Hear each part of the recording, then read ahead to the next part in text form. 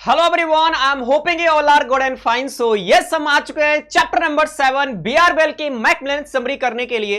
तो आज के सेशन में भी हम क्या करने वाले, हमारा बहुत ही इंपॉर्टेंट चैप्टर जो है आपका फाइनेंशियल सेक्टर लेजिस्लेटिव रिफॉर्म, उसको हम यहां पे समराइज करेंगे with in 20 minutes. So yes, आपका ये पूरा चैप्टर 20 मिनट्स के अंदर में पूरा समराइज हो जाएगा। बहुत सारे मैं यहां पे फ्लो चार्ट्स लेके आऊं आप सभी के लिए। तो ये सारे फ्लो चार्ट्स की हेल्प से आपका ये ब्यूटीफुल चैप्टर बहुत ही अमेजिंग तरीके से समराइज हो जाएगा। तो सेशन बहुत ही फ्रूटफुल होने वाला है। फटाफट से वीडियो को लाइक करके अपने फ्रेंड्स के साथ शेयर कर दीजिए, और अगर आप एप्लीकेशन पे देख रहे हो तो थम्स अप बटन पे क्लिक करके पहले ही फीडबैक यहां पे दे दीजिए। सेशन आपका बहुत ही वंडरफुल होने वाला है। So without wasting any more further time, let's we are going to be start our very interesting chapter, that is your financial sector legislative reform, जिसके अंदर में हमारे पास यहां पे चैप्टर नंबर 7 है। बीआरबीएल की मैकमिलन की सीरीज आपकी चल रही है। तो बहुत ही अमेजिंग तरीके से क्या करेंगे, हम इसको समराइज करेंगे with the help of so many flow charts. तो चलिए यहां पे सेशन को स्टार्ट करते हैं। सो आई होप कि आपने बाकी सारे सेशंस को यहां पे देख लिया है। रिमेनिंग के जितने भी 6 चैप्टर्स आपके यहां पे हुए हैं बीआरबीएल की समरी वाले, तो आई होप कि आपने उसे वॉच कर लिया होगा। अभी तक नहीं किया तो काइंडली वॉच कर लीजिए। एक सीरीज, एक पैटर्न के तरीके से फॉलो कीजिए, सो दैट हर एक चीज आपका कवर हो, हर एक चैप्टर आपका कवर हो। ठीक है जी, चलिए तो यहां पे हम समझते हैं सबसे पहले हमारे पास। लेकिन सेशन में आगे बढ़ने से पहले अगर आपको कोई भी डाउट है तो चैट बॉक्स में बी इंश्योर कि आप अपना डाउट जरूर डालें। डेफिनेटली आपके हर एक डाउट यहां पे रिजॉल्व होंगे। सो हमारे पास देखो, financial sector legislative reform exactly था क्या, थोड़ा सा बैकग्राउंड समझते हैं तब आपको ज्यादा समझ में आएगा। जब मैं यहां पे फाइनेंशियल सेक्टर आपको बोल रहा हूं, क्या बोल रहा हूं मैं आपको, financial sector. So exactly financial sector और आपका दूसरा चीज जो ये कंसर्न करता है, वो कंसर्न करता है लेजिस्लेटिव रिफॉर्म। यानी सर अगर मैं इस चैप्टर को डिवाइड कर दूं 2 पार्ट में, तो एक पार्ट हमारे पास आता है financial sector and the second part आपके पास आता है लेजिस्लेटिव रिफॉर्म, है ना। चलो थोड़ा इधर करके लिखते हैं सो दैट आपको ये विजिबल हो। एक तरफ हमारे पास आता है फाइनेंशियल सेक्टर एंड दूसरी तरफ हमारे पास आता है लेजिस्लेटिव रिफॉर्म। सर जब आप ये कह रहे हो financial sector, so what is exactly the meaning of financial sector. समझिए, मैं दोनों चीज को अच्छे तरीके से समझाऊंगा, why it's required of reform and what is exactly the meaning of financial sector. जब मैं फाइनेंशियल सेक्टर की बात कर रहा हूं तो फाइनेंशियल सेक्टर आपका किससे कंसिस्ट करता है, यह कंसिस्ट करता है आपका यहां पे बैंकिंग सेक्टर से, ये आपका कंसिस्ट करता है यहां पे नॉन बैंकिंग फाइनेंशियल कंपनी से, जिसे हम non banking financial company NBFC और एनबीआई नॉन बैंकिंग फाइनेंशियल एनबीएफआई भी बोलते हैं। ये आपका कंसिस्ट करता है टैक्सेशन से, और ये आपका यहां पे कंसिस्ट करता है कैपिटल मार्केट से। ठीक है, इससे हमारे पास क्या कंसिस्ट करता है, आपका ये फाइनेंशियल सेक्टर यहां पे कंसिस्ट करता है। But when I am talking about legislative reform, तो क्यों लाया गया, ये बात है सर 1991 की। 1991 में हमारे पीवी नरसिम्हा राव ने एक मॉडल यहां पे लेके आया था, जिस मॉडल का नाम था LPG model, liberalisation, privatisation and the globalisation. ये 3 मॉडल यहां पे इंट्रोड्यूस किए गए थे, और फॉर द पर्पस ऑफ यहां पे हम क्या करें, लिबरलाइज करें, प्राइवेटाइज करें और ग्लोबलाइजेशन को प्रमोट करें। तो हमें रिक्वायर्ड पड़ी कि सबसे बड़ी जो कंसर्न है हमारा, फाइनेंशियल सेक्टर और फाइनेंशियल सिस्टम स्ट्रांग नहीं है, इसको स्ट्रांग कैसे किया जाए। ये आपका स्ट्रांग होगा यहां पे जो एग्जिस्टिंग लॉ है उसमें अमेंडमेंट करके। तो यहां पे इस चीज को यहां पे लेजिस्लेटिव रिफॉर्म लाने के लिए आपकी क्या होती है, यहां पे कमेटी को एस्टैब्लिश की जाती है। समझिएगा, इस रिफॉर्म को लाने के लिए क्या क्या लूप होल्स है, क्या क्या और चीजें स्ट्रांग हो सकती है, इसके लिए कमेटी को एस्टैब्लिश किया गया। किसको जी, कमेटी को यहां पे आपका एस्टैब्लिश किया गया। और 2 कमेटी यहां पे बैठती है, आप सभी की नॉलेज के लिए मैं बता दूं। 2 कमेटी, एक कमेटी आपका है Narasimham committee 1 and the second one is Narasimham committee 2। ये 1991 में बैठती है। इन्होंने अपना कुछ लूप होल्स बताया, इन्होंने अपना कुछ रेकमेंडेशन दिया, एंड रेकमेंडेशन देने के बाद यहां पे फिर आपकी नरसिम्हम 2nd कमेटी बैठती है कि क्या उस रेकमेंडेशन जो नरसिम्हम कमेटी 1 ने दिया, क्या उस पर वर्किंग हुई भी है कि नहीं। तो इसी 2 कमेटी के बारे में समझेंगे, क्या रिकमेंडेशन उन्होंने दिया इसके बारे में समझेंगे। तो आइए यहां पे सेशन को अब यहां पे स्टार्ट करते हैं। ये बेसिक चीजें मैंने आपको इस चैप्टर के पहले बता दी, क्यों आया, क्या पर्पस था, ये आपको पता लग जाएगा, तो अब सारी चीजें आपको स्मूथ समझ में आएगी। समझिएगा, हमारे पास सबसे पहला जो कमेटी आती है, इस कमेटी का नाम है आपका क्या, नरसिम्हम कमेटी 1, जो कि 1991 में आपका स्टैब्लिश किया गया था। नरसिम्हम कमेटी 1 को अनदर नेम में क्या बोला जाता है, इसको अनदर नेम में बोला जाता है committee on financial system, that is a CFS। ये 1991 में आपका स्टैब्लिश हुई थी और उन्होंने 1997 तक अपना रिपोर्ट सबमिट कर दिया था। देखिएगा यहां पे ये जो कमेटी है, ये कमेटी कब सेटअप हुई थी, अगस्त 1991 में, एंड जो रिपोर्ट दिया था, सॉरी यहां पे हमारे पास नवंबर 1991 में इन्होंने अपना रिपोर्ट भी सबमिट कर दिया कि सर हमारे फाइनेंशियल सिस्टम में ये सारी लूप होल्स है और इस चीज पे वर्क होनी चाहिए सो दैट हमारा फाइनेंशियल सिस्टम और ज्यादा स्ट्रांग होगा। अब ये जो आपका नरसिम्हम कमेटी फर्स्ट जो आपकी स्टैब्लिश हुई थी, ये फर्स्ट टाइम एक सिस्टमैटिक अटेम्प्ट लिया गया था गवर्नमेंट ऑफ इंडिया, जो नरसिम्हा राव उस टाइम पे थे हमारे प्राइम मिनिस्टर, तो उन्होंने स्पेसिफिकली बैंकिंग सिस्टम में जो लूप होल्स है उसमें कुछ गाइडलाइंस देने, उसमें क्या क्या चेंजेस हो सकती है, वो रिकमेंडेशन के लिए नरसिम्हम कमेटी को स्टैब्लिश यहां पर किया गया था। अब समझिएगा, अब इन्होंने क्या क्या रिकमेंडेशन दिया, इसको मैं ब्यूटीफुल तरीके से with the help of flow chart आप लोगों को यहां पर मैं बताने वाला हूं। समझिए, देखिए नरसिम्हम कमेटी 1 की कुछ रिकमेंडेशन पूरा चैप्टर में आपको फ्लो चार्ट ही मिलेंगे। आप देख सकते हो ये पूरे चैप्टर के अंदर में आपको बहुत सारे फ्लो चार्ट्स ही देखने को मिलेंगे। यही फ्लो चार्ट्स आपको यहां पे करने हैं, that is more than sufficient. समझ में आया? तो अभी मैं यहां पे आपको बताता हूं यहां पे इनकी क्या रिकमेंडेशन यहां पे थी। जो नरसिम्हम कमेटी 1 था, उनका सबसे पहला रिकमेंडेशन था कि जो बैंकिंग सेक्टर, जितनी भी बैंकिंग कंपनीज हैं सर, वो यहां पे CRR और SLR को जो मेंटेन कर रही है वो बहुत ज्यादा है। उस टाइम पे 1991 की मैं बात करूं तो यहां पे 53.5% का CRR और SLR था। नरसिम्हम कमेटी का कहना यह था कि सर इतनी ज्यादा CRR और SLR की मेंटेनेंस कहीं ना कहीं ये इनडायरेक्ट तरीके से टैक्स लगाया जा रहा है बैंकिंग कंपनी पे, क्योंकि बैंकिंग कंपनी का मेन कंसर्न काम क्या है sir, acceptance of deposit for the purpose of granting loans and advances. तो आप तो एक सिग्निफिकेंट पोर्शन डिपॉजिट का कह रहे हो कि आप as a way of reserve रखो, जब उनके पास सफिशिएंट डिपॉजिट बचेगा ही नहीं तो लोन वो दे नहीं पाएंगे, जिसके कारण इनका लॉस ऑफ प्रॉफिट होगा जो इंटरेस्ट के फॉर्म में ये अर्न कर सकते थे। तो हमारे पास क्या कहता है, जो CRR और SLR है वो बहुत ही ज्यादा हाई था, यानी यहां पे कमेटी ने बोला कि ये एक हिसाब से टैक्स लगाया जा रहा है, इस चीज को सबसे पहले तो रिड्यूस्ड करो। क्या करो? रिड्यूस्ड करो। डायरेक्ट क्रेडिट प्रोग्राम, उस टाइम पे कुछ ऐसे प्रायोरिटी सेक्टर्स थे जिसको यहां पे डायरेक्ट लेंडिंग दी जाती थी, बिना कोई देखे हुए कि क्या कोई कोलेटरल सपोर्ट है नहीं है, बिना कोई सुपरविजन, बिना कोई यहां पे चीजों को चेक किए हुए ही लैंडिंग दिए जा रहे थे, जो कि कहीं ना कहीं बहुत बड़ा लूपहोल्स था। तो यहां पे क्या बोला गया, नरसिम्हम कमेटी ने यह देखा कि ओवरलुकिंग किया जा रहा है क्वालिटेटिव एस्पेक्ट्स ऑफ क्रेडिट, ना तो कोई यहां पे कोलेटरल सपोर्ट है, ना तो लोन देने के बाद कोई पोस्ट क्रेडिट सुपरविजन है। तो ये सारी चीजों को क्या करना चाहिए, आपको स्ट्रांग करना चाहिए। फिर इंटरेस्ट सब्सिडी, नरसिम्हम कमेटी 1 ने यह भी देखा कि हमारे पास जो यहां पे बहुत सारे बैंक इंटरेस्ट की सब्सिडीज दे रहे हैं under the various government sponsored scheme.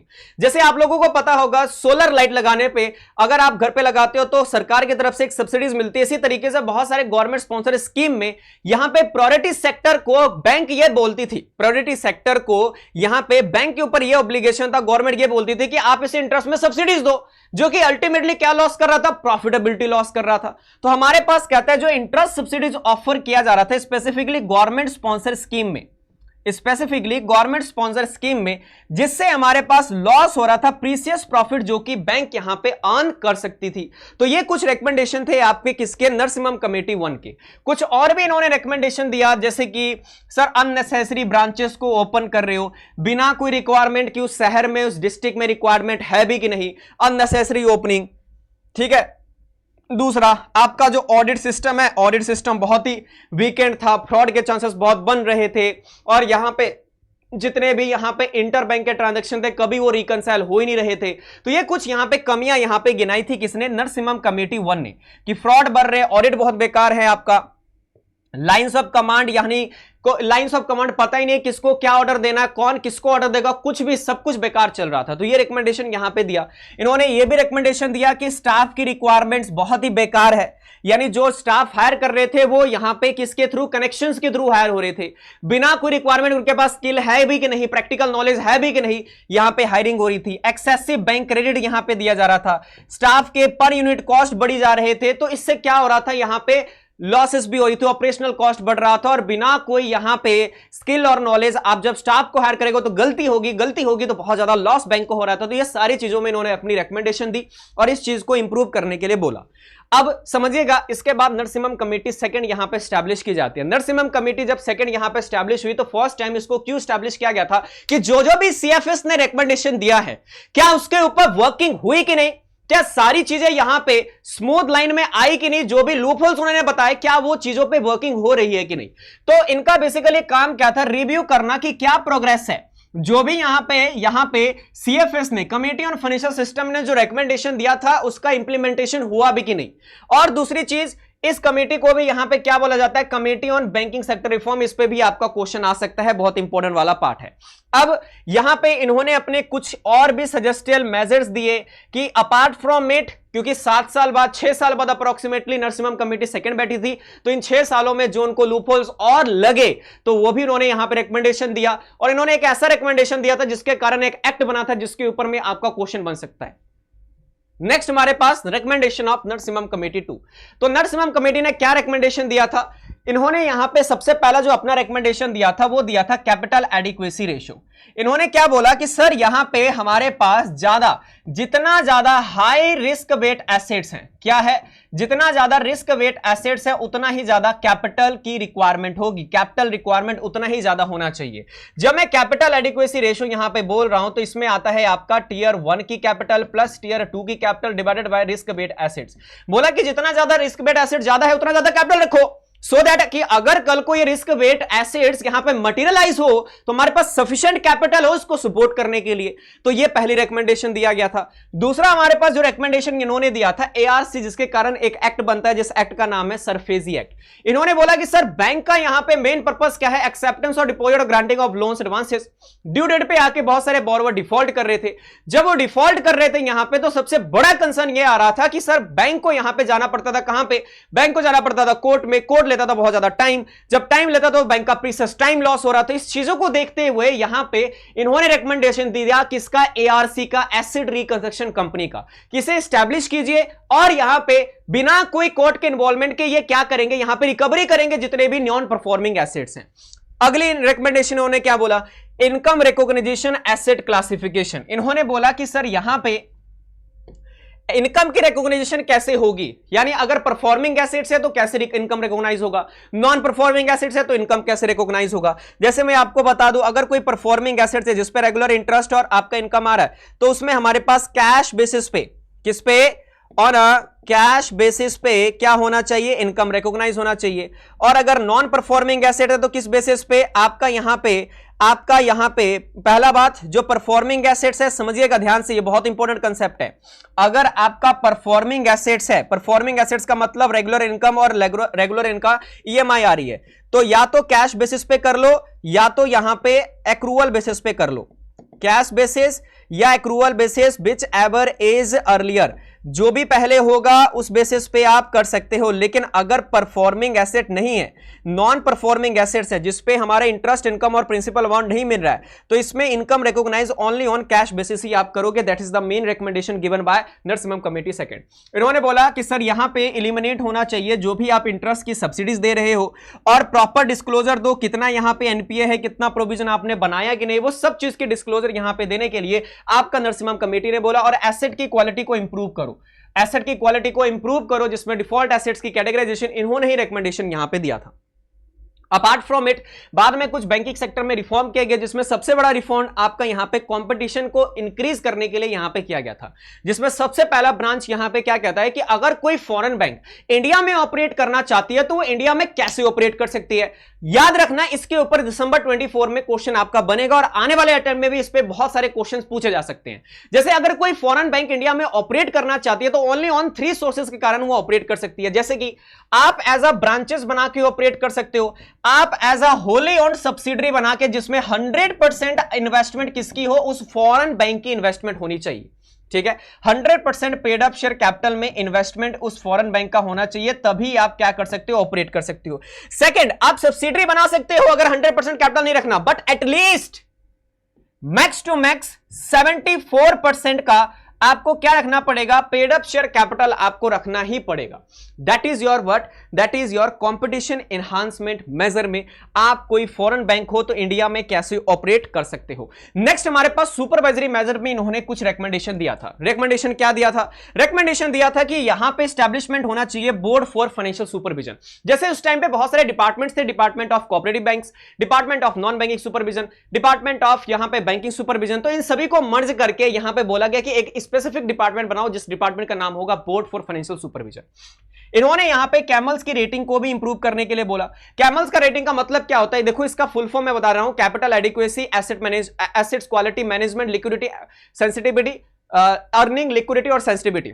फिर से बता रहा हूं, capital adequacy, asset classification, management, earning, liquidity, sensitivity, इन 6 चीजों के बेसिस पे बैंकिंग सेक्टर को आप रिव्यू दो, इस चीज का इंट्रोड्यूस किया गया। कॉर्पोरेट गवर्नेंस को इंक्रीज करने के लिए बोला गया। और सबसे इंपॉर्टेंट जो रिकमेंडेशन था यहां पे, जो मेजर्स यहां पे चेंज किया गया वो आपका था ease, enhance access and service excellence, जो कि स्मार्ट और क्लीन बैंकिंग किस तरीके से होगा पब्लिक सेक्टर बैंक में, किसमें, स्मार्ट और क्लीन बैंकिंग, यानी आप स्मार्ट और क्लीन बैंकिंग किस तरीके से कर सकते हो, ये अपना सर्विस किस तरीके से देंगे, इंटरनेट की फैसिलिटी किस तरीके से देंगे, तो ईज के अंदर में बताएगा, जिसके अलग अलग वर्जन्स हैं।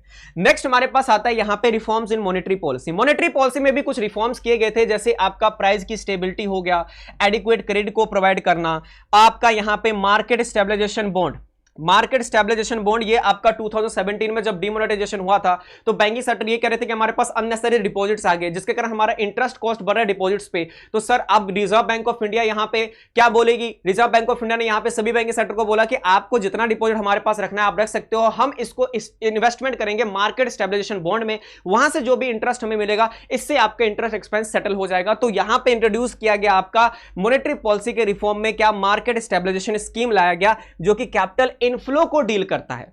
दूसरा हमारे पास यहां पे standing deposit over and above CRR अगर आप रखना चाहते हो तो वो भी आप यहां पे रख सकते हो, इस पे आपको इंटरेस्ट भी मिलेगा बैंकिंग कंपनीज के लिए। दूसरा हमारे पास लिक्विडिटी एडजस्टमेंट फैसिलिटीज, कई बार यहां पे हमारे पास रिजर्व बैंक ऑफ इंडिया क्या करती है, एब्जॉर्ब करते लिक्विडिटी अगर मार्केट में बढ़ जाता है, और कई बार लिक्विडिटी कम होती है तो यहां पे अपने शेयर्स को, गवर्नमेंट की सिक्योरिटी को यहां पे रियलाइज करती है, सेल करती है, जिसके कारण लिक्विडिटी को इंक्रीज किया जाता है। अब ये हमारे पास क्या हो गया, reform in monetary policy. Next हमारे पास आता है financial sector development council. Financial sector development council आपका किस पर्पस के लिए आया था, फाइनेंशियल सेक्टर को स्ट्रांग करने के लिए, प्रमोट करने के लिए, ग्रोथ करने के लिए। हमारे पास क्या कहता है कि फर्स्ट टाइम यहां पे जो ये कमेटी बैठा था वो फाइनेंशियल स्टेबिलिटी करने के लिए और फाइनेंशियल सेक्टर को डेवलप करने के लिए, यहां पे मॉनिटर करने के लिए, मैक्रो प्रूडेंशियल सुपरविजन करने के लिए यहां पे एस्टैब्लिश यहां पे किया गया था, इंटर रेगुलेटरी कोऑर्डिनेशन के लिए, फाइनेंशियल लिटरेसी कैसे होगी, फाइनेंशियल इंक्लूजन कैसे होगा, इन सब चीजों के लिए हमारे पास फाइनेंशियल सेक्टर डेवलपमेंट काउंसिल आया था। इसके कंपोजिशन पे आप लोगों से क्वेश्चन बनेगा, ध्यान से सुनिएगा, इसका कंपोजिशन बहुत ज्यादा इंपॉर्टेंट है। जितने भी फाइनेंशियल सेक्टर के रेगुलेटर्स हैं वो यहां पे क्या होंगे, हेड्स होंगे, जैसे आरबीआई, आपका सेबी का हेड, आईआरडीए का हेड हो गया, पीएफआरडीए का हेड, ये इनके मेंबर्स होंगे। सुनिएगा, हमारे पास इनके मेंबर्स कौन होंगे, secretary from department of economic affair, department of financial supervision, revenue department and ministry of information technology, यहां पे इनके मेंबर्स होंगे। फाइनेंस सेक्रेटरी या यहां पे सेक्रेटरी ऑफ इंडिया, इनके यहां पे मेंबर्स होंगे। जो चेयरमैन है यहां पे इंसॉल्वेंसी बैंकरप्सी बोर्ड का, वो यहां पे क्या होंगे, यहां पे वो मेंबर्स होंगे फाइनेंशियल सेक्टर डेवलपमेंट काउंसिल के। और हमारे पास चीफ इकोनॉमिक एडवाइजर, ये भी क्या होंगे, इनके मेंबर्स होंगे। लेकिन सर यहां पे चेयरमैन कौन होगा, जो फाइनेंस मिनिस्टर होगा, एफएम जो होगा वो फाइनेंशियल सेक्टर डेवलपमेंट काउंसिल का क्या होगा, चेयरमैन होगा। एक बार फिर से मैं बोल रहा हूं, हेड ऑफ सारे रेगुलेटर्स, इंश्योरेंस कंपनी का, सेबी का, सबका जो हेड है, बैंकिंग सेक्टर का हेड कौन है, reserve bank of India, SEBI का चेयरमैन हो गया हमारे पास, आईडीए का यहां पे चेयरमैन हो गया, इन सबका हेड यहां पे मेंबर्स होंगे। चीफ इकोनॉमिक एडवाइजर हो गया, फाइनेंस मिनिस्टर यहां पे आपका क्या होगा, चेयरमैन होगा आपका फाइनेंशियल सेक्टर डेवलपमेंट काउंसिल का। आपका यहां पे chairman of insolvency bankruptcy board, ये भी मेंबर होंगे। And secretary of department of economic affair, department of financial service, revenue department of ministry of information technology, ये भी इनके क्या होंगे, मेंबर्स होंगे। सो हमने क्या कर लिया, विद इन 20 मिनट्स के अंदर में आपका पूरा चैप्टर यहां पे समराइज कर लिया, और with the help of flow chart हमने ब्यूटीफुल तरीके से यहां पे सारा का सारा चैप्टर कवर कर लिया। आई होप कि सेशन आपने एंजॉय किया होगा। अगर सच में आपने इस सेशन को एंजॉय किया तो वीडियो को लाइक कर दीजिए फटाफट से, और अपने फ्रेंड्स के साथ शेयर कर दीजिए। अगर एप्लीकेशन पे देख रहे हो तो आई होप सेशन आपने एंजॉय किया। So please give your feedback also. आपको दिख रहा होगा राइट हैंड साइड पे थम्स अप बटन दिख रहा है ना, राइट हैंड साइड पे यस दिख तो रहा है, उस पर क्लिक कीजिए और अपना यहां पे वैल्यूएबल रेटिंग दीजिए, वैल्यूएबल फीडबैक। आपका फीडबैक मेरे लिए मैटर करता है, so don't forget to give your valuable stars. मिलते हैं अगले सेशन में और प्रिवेंशन ऑफ मनी लॉन्ड्रिंग को भी विद इन 20 मिनट्स के अंदर में विद द हेल्प ऑफ ये सारे फ्लो चार्ट्स हम क्या कर लेंगे, समराइज कर लेंगे। तो आई होप सेशन अमेजिंग रहा आप सभी को। मिलते अगले सेशन में, till that take care, thank you very much and जरूर फीडबैक देके जाएगा। Good bye bye bye. और चैट बॉक्स में बताओ सेशन कैसा लगा, अमेजिंग है ना। और ये सारे जितने भी फ्लो चार्ट्स है, एक बंडल नोटबुक बना लो, इसमें सारे आप गो थ्रू कर सकते हो, प्रिंट आउट निकाल सकते हो। ये सारे फ्लो चार्ट्स बहुत इंपॉर्टेंट है आपको सारी चीजों को समराइज करने में। मिलते अगले सेशन में, till that take care, bye bye bye bye.